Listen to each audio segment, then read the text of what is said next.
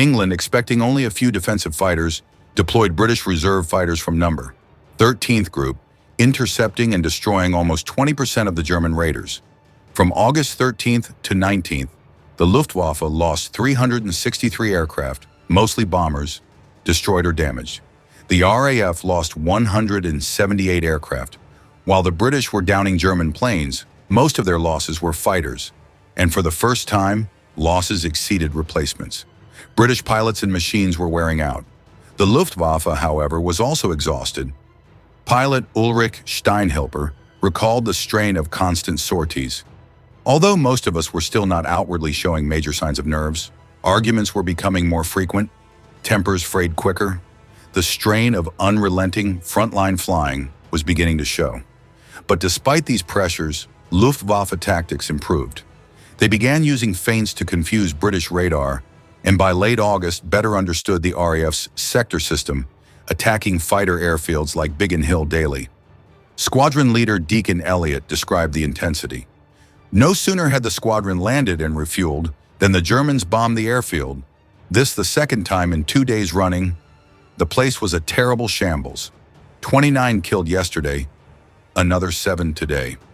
The RAF still had more pilots than planes, but their numbers dropped from 1,400 in July to 1,000 by the end of August.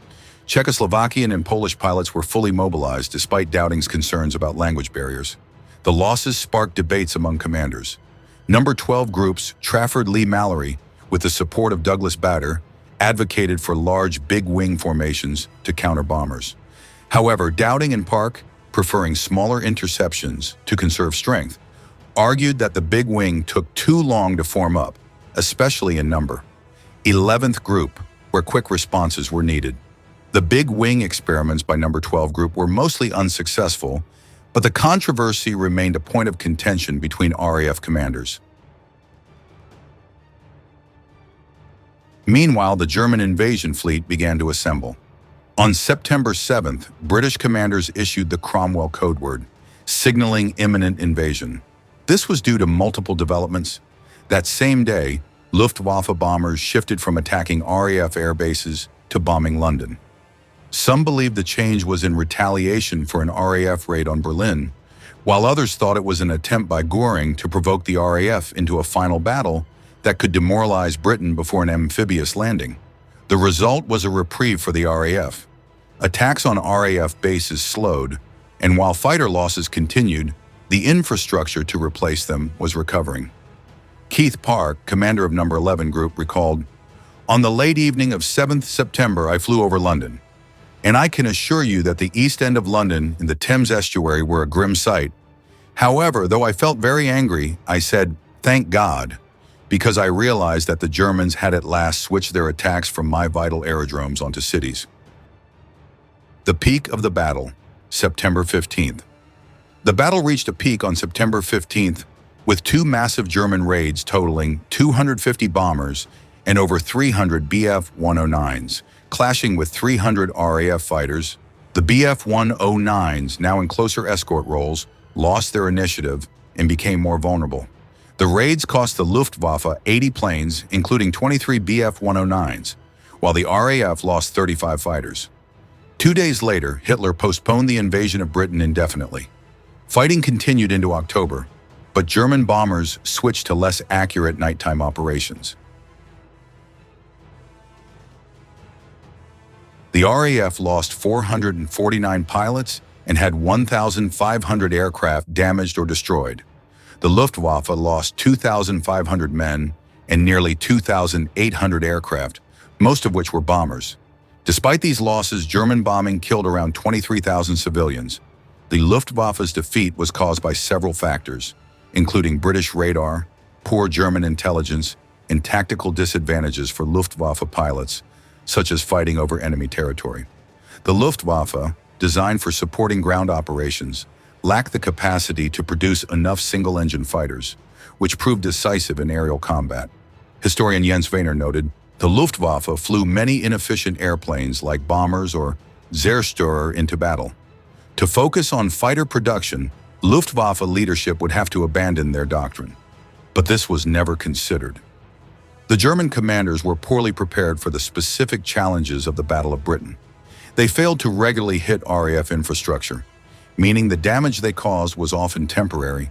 Meanwhile, the RAF was designed for air defense, encountering bombers, benefiting from strategic foresight, including funding for single-seat fighters like the Spitfire, radar, and a sophisticated operational system. Historian John Ray stated, "If the David and Goliath analogy is accepted, the former was better prepared and the latter less fearsome than customarily believed." It is often claimed that the Battle of Britain prevented a German invasion of Britain. But was Operation Sea Lion ever truly feasible? Historians are divided. Some argue that, had the Luftwaffe won in August and September, an invasion could have been possible. However, there were only 7 days in those months where tides were suitable for an invasion, meaning the Luftwaffe would have had to maintain air superiority over Britain for longer, which was increasingly difficult. The Royal Navy remained a significant threat. Without enough torpedo bombers, the Luftwaffe likely couldn't defeat the British Navy, which would have quickly disrupted the German invasion efforts. The Kriegsmarine, still recovering from its failed Norway campaign and lacking heavy ships, wasn't ready for battle with the Royal Navy in the Channel. German planning was also flawed. They expected to transport 100,000 men with only 2,000 canal barges, far fewer than the Allies used in 1944, who needed 4,000 landing craft to transport 132,000 men. Moreover, German inter-service cooperation was hindered by rivalries, and Hitler's preference for individual conferences made efficient planning difficult. Some German commanders, like Vice Admiral Kurt Assmann, even doubted the viability of Sealion. Assmann later stated, "When the time came for the final decision, none of the responsible personalities was ready to take a firm stand against the operation. All, however, were inwardly relieved to find a sound argument to abandon the operation." The Battle of Britain is often remembered as a struggle of the few, the handful of fighter pilots who held off the Luftwaffe. But this narrative overlooks the contributions of bomber crews, coastal command, radar operators, plotters, ground crew, anti-aircraft gunners, and air raid wardens. If you found this video insightful and enjoyed the deep dive into history, don't forget to give it a thumbs up and hit that subscribe button. It helps us continue creating content and brings you more of the stories that shaped our world.